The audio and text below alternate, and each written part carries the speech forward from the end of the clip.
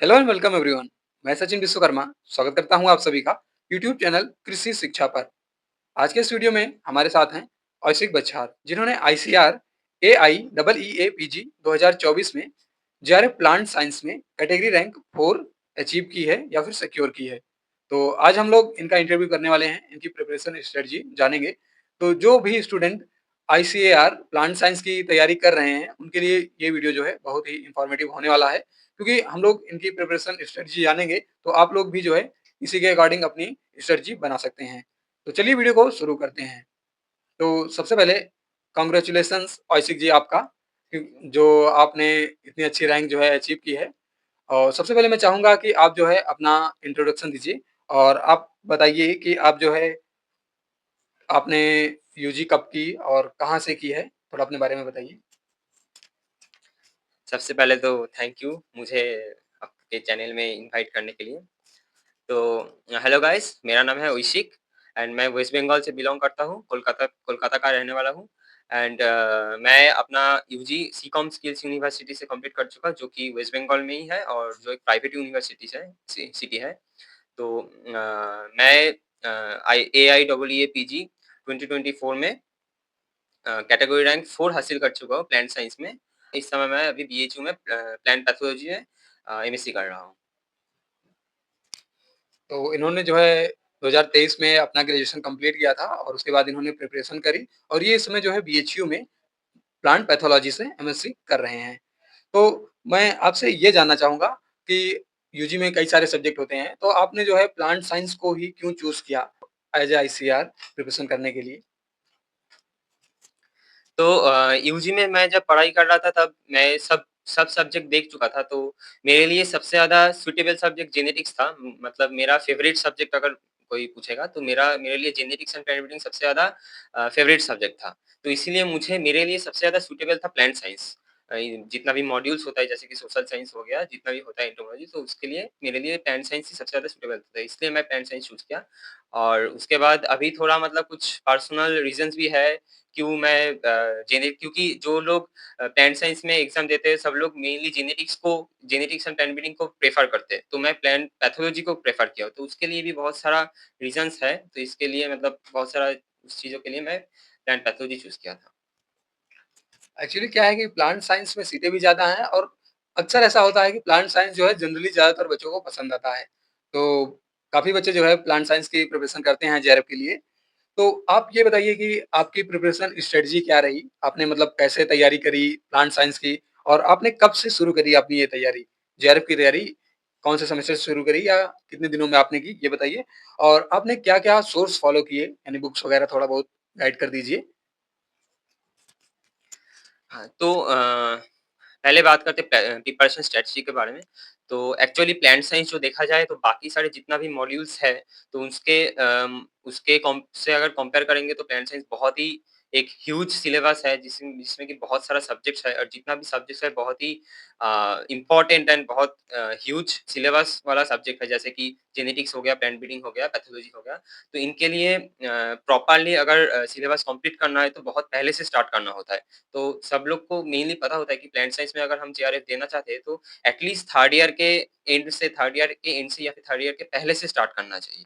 तो मैं actually third year से स्टार्ट नहीं कर पाया था क्योंकि मैं प्राइवेट यूनिवर्सिटी से बिलॉन्ग करता हूँ, तो मैं जब थर्ड ईयर में था तो उस टाइम हम लोग प्राइवेट यूनिवर्सिटी से जेआरएफ नहीं दे सकते थे। तो हम लोग एलिजिबल नहीं थे, तो इसलिए मैं उतना पहले नहीं किया था स्टार्ट। तो मैं 2024 के जब जेआरएफ का नोटिफ़िकेशन आया था उसी टाइम स्टार्ट किया था और ऑलमोस्ट 1 साल मिनिमम 1 साल चाहिए होता है प्लांट साइंस के प्रिपेयर करने में। तो ये था मेरा टाइम शेड्यूल, कितना टाइम लगा था और बाकी बुक्स वगैरह का आइडिया? हाँ, बाकी अगर बात किया जाए कि कौन-सा बुक्स इम्पोर्टेंट है, तो जैसे कि जो मेनली प्लांट साइंस में 3 मेजर सब्जेक्ट्स होता है, जैसे कि जेनेटिक्स हो गया first, then plant breeding, then plant pathology और बाकी 3 माइनर सब्जेक्ट भी है। तो अगर मेजर सब्जेक्ट के बारे में बात किया जाए तो जेनेटिक्स के लिए सबसे ज़्यादा इम्पोर्टेंट बुक है genetics by BD Singh and उसके बाद जेनेटिक्स बाय फुंदन सिंह हो गया। फुंदन सिंह में थोड़ा-सा मतलब अच्छे कॉन्सेप्ट में दिया जाता है सब कुछ और बाकी अगर प्लांट ब्रीडिंग के बारे में बोला गया तो प्लांट ब्रीडिंग में भी plant breeding by BD Singh and plant breeding by Phundan Singh है एंड अगर ऑब्जेक्टिव के बारे में बात किया जाए तो ऑब्जेक्टिव में plant breeding by B K Prasad and genetics by B K Prasad भी है, genetics made easy by B K Prasad. तो ये 6 बुक्स बहुत इंपॉर्टेंट है जेनेटिक्स एंड प्लांट ब्रीडिंग के लिए।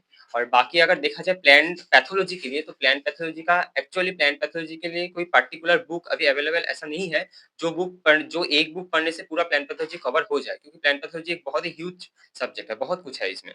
तो इसके लिए बहुत ही वेरियस सोर्स कवर करना पड़ेगा, जैसे कि यूट्यूब में बहुत सारे क्लासेस होते हैं, तो वहाँ से आप लोग नॉलेज ले सकते हैं। फिर उसके बाद जैसे कि बहुत सारा बुक हो गया, जैसे कि जीएन एग्रीओस है, फिर उसके बाद उत्पल कुमार भट्टाचार्य है, फिर उसके बाद एचसी दुबे है, fungi bacteria virus bye HC Dubey, ये सारे बुक्स आपको कवर करना पड़ेगा। और हाँ, मेजर सब्जेक्ट के लिए बस इतना ही 6 सब्जेक्ट। तो इन्होंने जो बुक्स बताया है, इन बुक्स का जो लिंक है, वो मैं आपको डिस्क्रिप्शन में प्रोवाइड करवा दूँगा, तो आप वहाँ से जाकर ले सकते हैं, ताकि आप इज़िली एक्सेस कर पाएँ। और मैं अब आपसे ये पूछना चाहूँगा कि आपने प्रिपरेशन के समय टाइम का आपने मैनेजमेंट कैसे किया? टाइम की स्ट्रैटेजी क्या रही आपकी? तो अगर टाइम के बारे में बात किया जाए तो एक्चुअली थोड़ा स्ट्रैटेजिकली हैंडल करना होता है चीज़ों को, क्योंकि बहुत सारा सब्जेक्ट्स होता है, तो ऐसा होता है कि एक सब्जेक्ट अगर पूरा कवर कर लिया जाए, फिर उसके बाद दूसरा सब्जेक्ट स्टार्ट करूँगा तो पहले सब्जेक्ट भूलने लगते हैं। तो कौन-सा सब्जेक्ट पहले करना है, कौन-सा सब्जेक्ट सेकंड में करना है, तो ये सब भी बहुत इम्पोर्टेंट है। तो जैसे कि मैं बताया कि 3 मेजर सब्जेक्ट्स होता है और 3 माइनर सब्जेक्ट्स होता है, तो पहले ये करना चाहिए कि पहले पहले मैं जो किया था जो मैं फ़ॉलो किया था। पहले मैं जेनेटिक्स एंड प्लांट ब्रीडिंग वाला सब्जेक्ट कवर कर लिया था, क्योंकि ये सब सब्जेक्ट कॉन्सेप्चुअल होता है।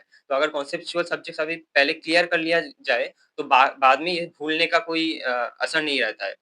तो मैं पहले जेनेटिक्स एंड प्लांट ब्रीडिंग ये दोनों कवर कर लिया था, फिर कंप्लीट करने के बाद पैथोलॉजी, फिर पैथोलॉजी कवर करने का पूरा अगर हो गया 3 सब्जेक्ट्स कवर करने के बाद फिर माइनर सब्जेक्ट स्टार्ट करना होता है।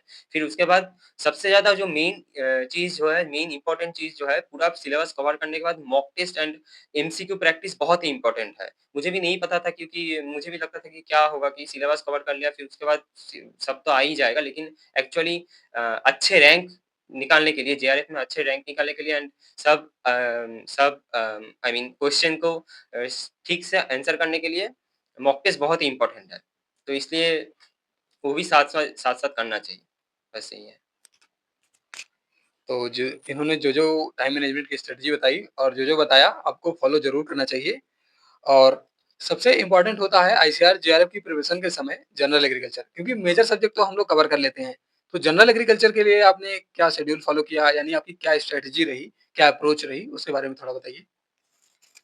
जनरल एग्रीकल्चर के लिए जो सबसे ज़्यादा अच्छा बुक होता है, वो 2 बुक है, सबको पता है कि नीमराज सुंडा होता है एक एंड 2 अरुण कप्तान। तो मैं भी यही 2 बुक फ़ॉलो किया था एंड जनरल एग्रीकल्चर के लिए एक्चुअली बहुत टाइम नहीं मिलता है, तो इसलिए क्या करना होता है, जनरल एग्रीकल्चर को बाकी सारे सब्जेक्ट के साथ-साथ पढ़ना होता है। ऐसा नहीं है कि पहले जनरल एग्रीकल्चर पढ़ लिया, फिर बाद में बाकी सारे सब्जेक्ट्स कवर कर लिया, या फिर ऐसे कि पहले सब बाकी सारे सब्जेक्ट जो इम्पोर्टेंट होता है, वो कवर करने के बाद जनरल एग्रीकल्चर कवर कर लिया, ऐसे नहीं होगा।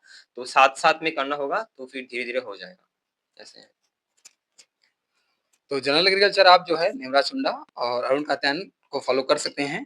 बाकी आप ये बताइए कि आपकी कोई पर्सनल एडवाइस है, जो लोग जो है प्रिपरेशन कर रहे हैं, उनको आप अपनी तरफ से पर्सनल एडवाइस क्या देना चाहेंगे? ड्यूरिंग प्रिपरेशन के टाइम वो क्या कैसे क्या करें? पहली बात तो बहुत ही फ़ोकस करना है, क्योंकि ये एक बहुत लेंदी प्रोसेस है। ऐसा नहीं कि 1 मंथ, 2 मंथ पढ़ लेंगे फिर उसके बाद छोड़ देंगे तो हो जाएगा, बाद में 3 मंथ में या फिर 4 मंथ में कवर कर लेंगे, तो ऐसा नहीं होता है। बहुत 1 साल में बहुत अच्छे से पढ़ना पड़ता है। तो एक फ़ोकस होना चाहिए एंड मोटिवेशन तो ऑब्वियसली होना चाहिए एंड एक गोल सेट करना चाहिए। ऐसा नहीं कि अ, मतलब बहुत शॉर्ट गोल होना चाहिए कि मैं इतने दिनों में ये सब्जेक्ट का इतना टॉपिक कवर कर लूँगा। तो अगर ये गोल्स, अगर छोटा-छोटा गोल्स अगर हम सेट कर लेंगे, तो ऑब्वियसली ऑटोमैटिकली हम लोग उस गोल के पीछे दौड़ते रहेंगे। तो यही बढ़िया है कि एक बारी में पूरा चीज़ें कंप्लीट ना करके धीरे-धीरे करके छोटा-छोटा गोल करके उसको अचीव करते-करते पूरा कंप्लीट करना। तो ऐसे करते रहिए, 1 साल में ऑब्वियसली सबका निकल जाएगा।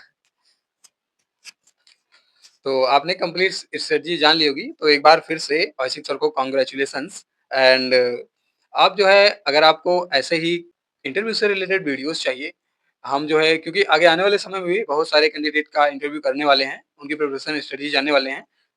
तो आप वीडियो को लाइक कर दीजिए और चैनल को सब्सक्राइब कर दीजिए। और जो लोग भी प्लांट साइंस से तैयारी कर रहे हैं, उनके पास इस वीडियो को शेयर कर दीजिए, ताकि वो लोग भी प्रिपरेशन स्ट्रेटजी देख सकें। तो मिलते हैं आपसे नेक्स्ट वीडियो में।